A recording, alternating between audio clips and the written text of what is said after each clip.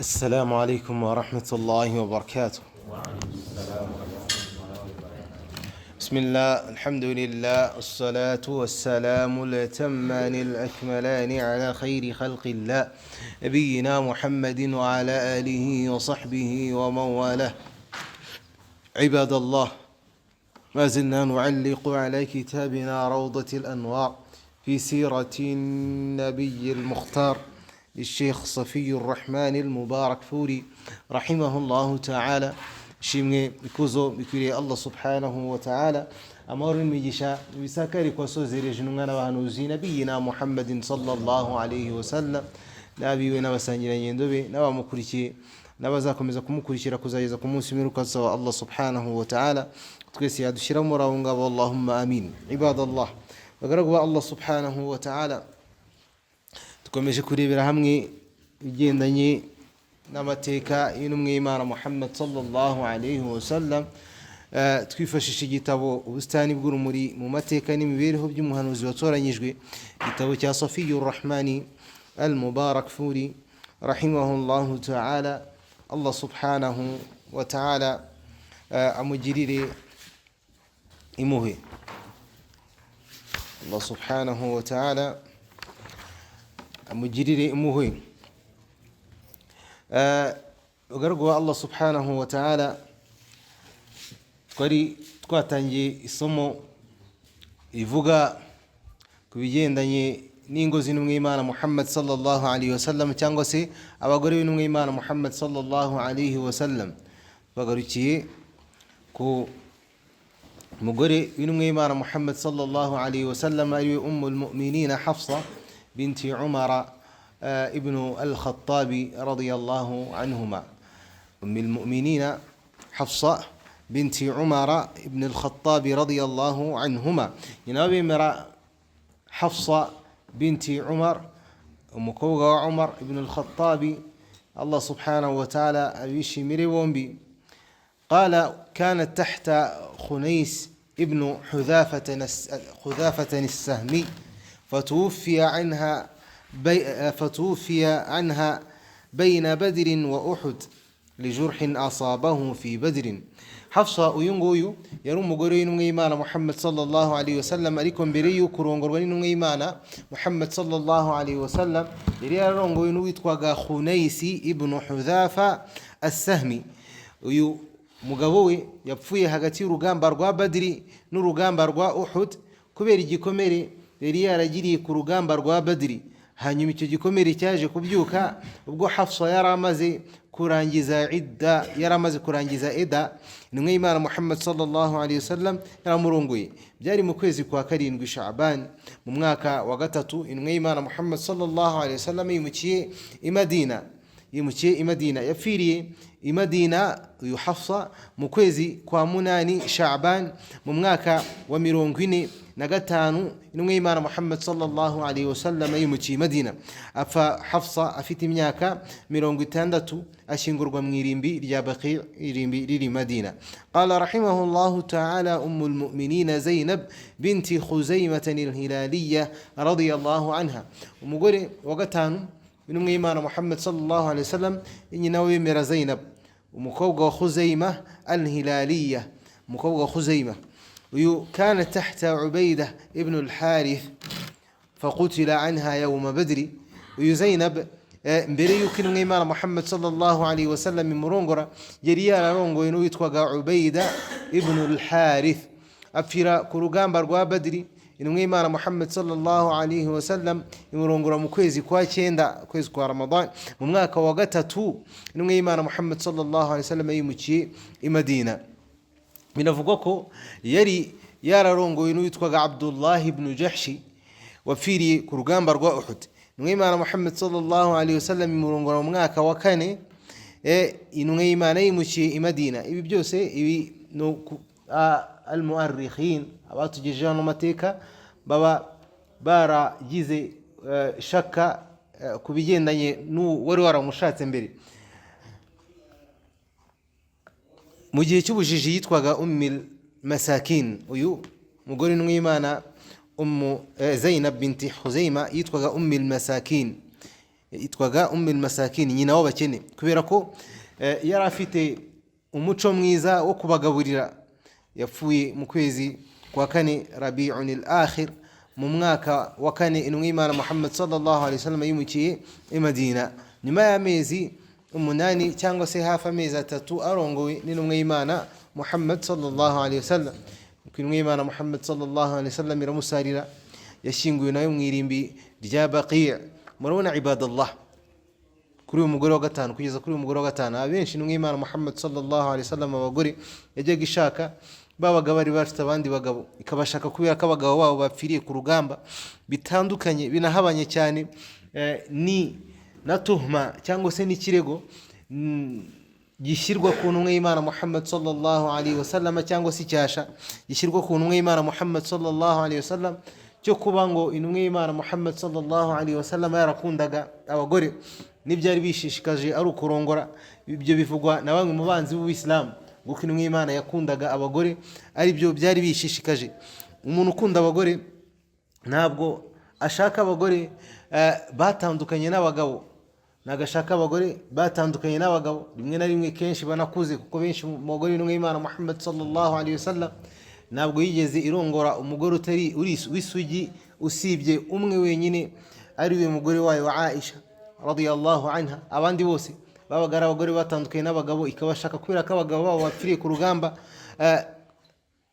nta wundi ugiye kubashaka. Mathalan rimwe na rimwe ikanabashaka benshi, hari benshi mu bagore bayo barenze umwe bari bafite uburwayi bwitwa istihada, bafite uburwayi bwitwa istihada. Istihada ni uburwayi abagore bagira bw'imihango idakama, cyangwa se uburwayi bw'amaraso aza, ntabwo ari imihango, ni uburwayi bw'amaraso aza ajya kumera nk'imihango ariko atari imihango adakama. Ntabwo rero umuntu ukunda abagore ashobora gushaka abagore bafite ibyo bibazo nk'ibyo ngibyo, hari abana batoya b'abakobwa. Qala rahimahullahu ta'ala al-mu'minina Salama Hindu binti Abi Umayyah. وقتندت مغرين وإيمان محمد صلى الله عليه وسلم ينوي مرا سلمة بنت أبي أمية إيمان منيشمري، كانت تحت أبي سلمة ويو المؤمنين سلمة يرونغو نا أبو سلمة بركون غنين وإيمان محمد صلى الله عليه وسلم ndetse baranabyara nyabana. Maze uyu Abu Salama fa mu kwezi kwa gatandatu Jumada al-Akhir mu mwaka wa kane n'Imana yimukiye Madina, n'Imana imurongora mu majoro ya nyuma y'ukwezi kwa 10 Shawwal mu mwaka wa kane, n'Imana yimukiye i Madina. Salama yari mu bagore bari basobanukiwe cyane amategeko y'idini ry'Ubuislamu, ndetse akaba n'umunyabwenge cyane. Yapfuye mu mwaka wa 59, bikanavugwa ko yapfuye mu mwaka wa 62 n'Imana Muhammad sallallahu alaihi wasallam yimukiye Madina, ashingurwa mu irimbi nawe rya Baqi', afite imyaka 84. Qala rahimahullahu ta'ala, umugore wa karindwi mu bagore n'Imana Muhammad sallallahu alaihi wasallam al-mu'minin Zainab binti Jahsh ibn Ri'ab. Nyina bemera Zainab binti Jahsh ibn Ri'ab. Uyu yari Zainab umukobwa wa Jahshi, umukobwa wa Jahshi nawe umuhungu wa Ri'ab, Imana imwishimire. Qala wa hiya ibnata Umayyah wa hiya ibnata Umayma binti Abd al-Muttalib. Zainab yari umukobwa wa Umayma binti Abd al-Muttalib, nyirasenge w'intumwa y'Imana Muhammad sallallahu alaihi wasallam, nyirasenge w'intumwa y'Imana Muhammad sallallahu alaihi wasallam. Ibi nanone biratugaragariza ko umuntu mu Islam yemerewe kurongora umukobwa wa nyirasenge. Umukobwa wa nyirasenge kuvuga ngo ubyara we, biremewe ko umuntu amushaka mu Islam, ntabwo amuziririjwe.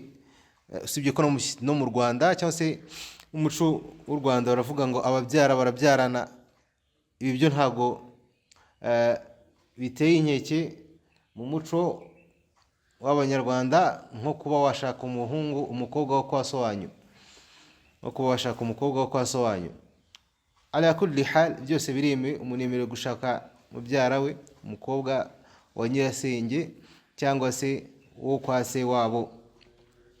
Zainab yari yarashyingiwe Zaid ibn Haritha, yari yarashyingiwe Zaid ibn Haritha. Uyu Zaid ibn Haritha yarezwe n'intumwa y'Imana Muhammad sallallahu alaihi wasallam, kugeza ubwo abantu bamwitaga Zaid ibn Muhammad, Zaid mwene Muhammad, bamwitaga Zaid mwene Muhammad kubera ko intumwa y'Imana niyo yari yaramureze. Ntibabasha gukomezanya, Zaid ntiyakomezanyije n'uyu mugore, aza kumusenda. Intumwa y'Imana Muhammad sallallahu alaihi wasallam ikaba ariyo yari yarareze Zaid nko tubivuze, ku buryo bamwitaga Zaid mwene Muhammad nkuko twabibonye ruguru. Abantu bo mu gihe cy'ubujiji bakaba barabonaga ko kurongora uwari umugore w'uwo wareze biziririjwe nkuko bizirijwe kurongora umukazana wawe. Abantu bo mu gihe cy'ubujiji babonaga ko ubusanzwe muri Islam kirazira kikanaziririza ko umuntu yarongora umukazana we, yaba umuhungu we cyangwa se umuhungu yabyaye akiriho cyangwa se yarapfuye. No kuvuga ngo wowe wabyaye umuhungu ashaka umukobwa, amaze kumushaka mugira umugore, kirazira kikaziririzwa gushaka uwo mugore w'umuhungu wawe, yaba umuhungu wawe yaramuhaye talaka akaba akiriho, cyangwa se umuhungu wawe akaba yarapfuye, umugore akaza kwicara ida ikarangira. Kirazira kushaka uwo mukazana wawe.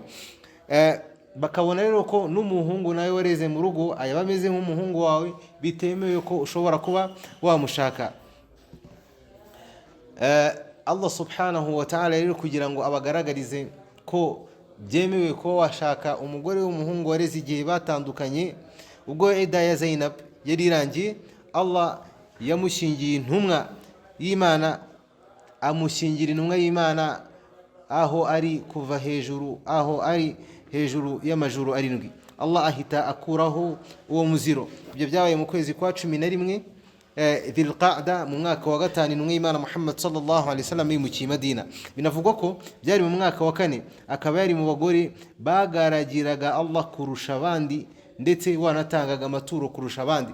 Abagore b'intumwa y'Imana Muhammad sallallahu alaihi wasallam bari bagiye bafite imyihariko irenze, buri wese afite umwihariko uruta wa mugenzi we. Uyu mugore yarazwiho Zainab binti Jahshi, yarazwiho kuba abida, kugaragira Allah subhanahu wa ta'ala cyane, ndetse no gutanga sadaqat ku bwinshi. Yapfuye mu mwaka wa 20 intumwa y'Imana Muhammad sallallahu alaihi wasallam yimukiye Madina afite imyaka 53. Akaba ari nawe mugore w'intumwa y'Imana Muhammad sallallahu alaihi wasallam wapfuye imbere y'abandi. Nyuma y'uko intumwa y'Imana Muhammad sallallahu alaihi wasallam ipfuye, yasariwe na Umar, ashingurwa mu irimbi rya Baqi' i Madina. Qala rahimahullahu ta'ala ummul mu'minin Juwayriyah bint al-Harith sayyid bani al-Mustalaq, umugore wa munani intumwa y'Imana Muhammad sallallahu alaihi wasallam, nyina w'abemera Juwayriyah umukobwa wa al-Harith umutwari wa bani Mustaliq, Imana ibishimire bombi. Juwayriyah yafashwe bunyago mu rugamba rwa bene Mustaliq. Muribuka urugamba rwa bene Mustaliq twararubonye mu kwezi kwa 8 Sha'ban mu mwaka wa 6 intumwa y'Imana Muhammad sallallahu alaihi wasallam yimukiye Madina. Biravugwa ko hari mu mwaka wa 5 intumwa y'Imana Muhammad sallallahu alaihi wasallam yimukiye Madina. Juwayriyah yaje guhabwa Thabit ibn Qais mu mugabane yari yahawe mu minyago. Iyo minyago yafatwaga intumwa y'Imana yarazaga ikayigabanya abasangira ngendo bayo. Haba harimo minyago harimo n'abantu bakagenda bagabanywa, tuyunguyu abaye umuja wawe cyangwa se umugaragu wawe, washaka ukamuha ubwigenge, washaka ukamugigumana nk'umuja. Maze Juwayriyah agirana amasezerano na Thabit. Byabaga binemeye ko umuntu ashobora kuba yagirana amasezerano na sebuja y'ibyo azamuha, yamara kubimuha akamuha ubwigenge. Uyu Juwayriyah yagiranye amasezerano na Thabit, hanyuma nawe bagirana amasezerano kugira azamuha ubwigenge. Intumwa y'Imana Muhammad sallallahu alaihi wasallam yishyurira Juwayriyah ubushobozi bw'umutungo, maze imuhesha ubwigenge, maze imugira umugore. Abayisilamu nabo baha ubwigenge abagaragu n'abaja. Intumwa y'Imana imaze guha ubwigenge, guhesha ubwigenge Juwayriyah, abayisilamu nabo bahise baha ubwigenge abagaragu n'abaja bo mu miryango 100 yo muri bene Mustaliq bari bafatiwe ku rugamba. Babikora bavuga bati kuko intumwa y'Imana imaze kumuha ubwigenge yahise imushaka Juwayriyah imugira umugore. Baravuga bati aba ni baramukazi b'intumwa y'Imana Muhammad sallallahu alaihi wasallam, ntibikwiye ko baba bacakara. Juwayriyah yabaye umugore w'umunyamugisha cyane ku bantu be, yapfuye mu kwezi kwa gatatu Rabi'in al-awwal mu mwaka wa 56 intumwa y'Imana Muhammad sallallahu alaihi wasallam mu Madina. Yabaye umunyamugisha ku bantu be gute? Kubera yuko yatumye bagira icyubahiro cyo kwitwa ko ari baramu n'abaramukazi b'intumwa y'Imana Muhammad sallallahu alaihi wasallam mu basangiranye n'intumwa y'Imana. Binavugwa ko byaba ari mu mwaka wa 55 apfa afite imyaka 65. Qala rahimahullahu ta'ala, umugore wa cyenda w'intumwa y'Imana Muhammad sallallahu alaihi wasallam, ummul mu'minina Habiba Ramla binti Abi Sufyan. Ramla umukobwa wa Abi Sufyan, Imana ibishimire bombi. كانت تحت عبيد الله ابن جحش فولدت له حبيبة فكنيت بها. حبيبة mbere yo kurongorwa n'intumwa y'Imana Muhammad sallallahu alaihi wasallam yari yararongowe na Ubaydillah ibn Jahsh, babyarana Habiba ari nawe yitirwe, maze bahungana ihabasha. We n'umugabo we Ubaydillah bahungana ihabasha. Abdullah Ubaydillah aza kuba umunasara apfa yaravuye mu idini ry'Ubuislamu. Bageze Habasha, muri Habasha ku mwami an-Najashi bari abantu b'abanasara. Ubwo bageraga bamwe mu Bayisilamu bakomeje Ubuislamu benshi, hanyuma uyu Ubaydillah aza kuba murtad, ava mu dini ry'Ubuislamu umunasara, apfa atari no mu Islamu. Ariko uyu Habiba we yakomeje gushikama mu Islamu, akomeza kuba mu Islamu nyakuri. Ubwo intumwa y'Imana Muhammad sallallahu alaihi wasallam yoherezaga Amr ibn Umayya ad-Damri imuhaye urwandiko. Murabyibuka ubwo intumwa y'Imana yatangaga inyandiko ku bami nkuko twabibonye ruguru, ibahamagarira idini ry'Ubuislamu. Uru rwandiko rwa an-Najashi yarwohereje yaruhaye uwitwaga Amr ibn Umayya ad-Damri, imuha urwandiko ashyira an-Najashi rumuhamagarira kuba umuyisilamu, runamutegeka ko agomba kuyishingira Habiba, Habiba. Maze an-Najashi aramushingira, anatangira inkwano intumwa y'Imana Muhammad sallallahu alaihi wasallam z'amadinari 400. Ibingibi bigaragaza ko byemewe kuba umuntu yatangira undi inkwano hanyuma agashaka. Biremewe ko umusore ashobora kuba arabuze inkwano, wowe Nyagasani yaraguhaye ubushobozi ukamutangira inkwano hanyuma agashaka. Hanyuma amwoherereza intumwa y'Imana ari kumwe na Shurahbil ibn Hasana. Yohereza intumwa y'Imana uyu mugore ramwishingiye Habiba, imwohereza ari kumwe na Shurahbil ibn Hasana. Intumwa y'Imana yakoranye, intumwa y'Imana yabonanye nawe nk'umugore ubwo yari kubutse ku rugamba rwa Khaybar mu kwezi kwa 2 Safar cyangwa ukwa 3 Rabi'in al-awwal mu mwaka wa 7. Intumwa y'Imana Muhammad sallallahu alaihi wasallam yimukiye i Madina. Mwimana yapfuye mu mwaka wa uyu mugore Habiba yapfuye mu mwaka wa 42 cyangwa 44 cyangwa 50. Qala rahimahullahu ta'ala, umugore wa 10 intumwa y'Imana Muhammad sallallahu alaihi wasallam, ummul mu'minina Safiya binti Huyay ابن أخطب رضي الله عنها. nyina bemera Safiya binti Huyay, Safiya umukobwa wa Huyay ibn Akhtab, Imana imwishimire. Hiya bintu Sayyid bani Nadir, n'umukobwa w'umutwari wa bene Nadir. Bani Nadir na bara wa Yahudi, ukomoka mu Bayisiraheli mu rubyaro rw'intumwa y'Imana Harun. Yakomokaga mu rubyaro rw'intumwa y'Imana Haruna umuvandimwe wa Musa alayhi as-salatu was-salam. Yafashwe bunyago mu rugamba rwa Khaybar. Intumwa y'Imana Muhammad sallallahu alaihi wasallam iba ariyo imwihitiramo, imusaba kuba umuyisilamu, imuhamagarira kuba umuyisilamu, aramuba, imuha ubwigengera murongora. Nyuma y'ifatwa rya Khaybar mu mwaka wa 7 intumwa y'Imana yimukiye i Madina. Yabonanye nawe nk'umugore ahitwa Saadi as-Sabha muri mayiri 12 uvuye Khaybar mu nzira ijya i Madina. Yapfuye mu mwaka wa 50 intumwa y'Imana Muhammad sallallahu alaihi wasallam yimukiye i Madina. Nganavugwa ko ari mu mwaka wa 52, bikanavugwa ko ari mu mwaka wa 36 yashyinguwe nawe mu irimbi rya Baqi' i Madina. Qala rahimahullahu ta'ala, umugore intumwa y'Imana wa 11 ummul mu'minina Maymunata بنت الحارث الهلالية رضي الله عنها. nyina bemera Maymuna binti al-Harith al-Hilaliya, وهي أخت أم الفضل. uyu yari umuvandimwe wa al-Fadl Lubabah al-Kubra binti al-Harith al-Hilaliya, umugore wa al-Abbas. Uyu mugore المؤمنين ميمونة يري ومفاندمي الفضل ومغوري العباس سوى أبو إيمان محمد صلى الله عليه wasallam. Ibi nabyo bigaragaza ko umuntu yemeye kujya gushaka ahantu se wawe yashatse, niremeye ko so wanye ashobora kujya gushaka mu rugo, nawe ukajyayo gushaka umuvandimwe uwo muntu uwo mukobwa cyangwa se uwo mugore so wanyu yashatse.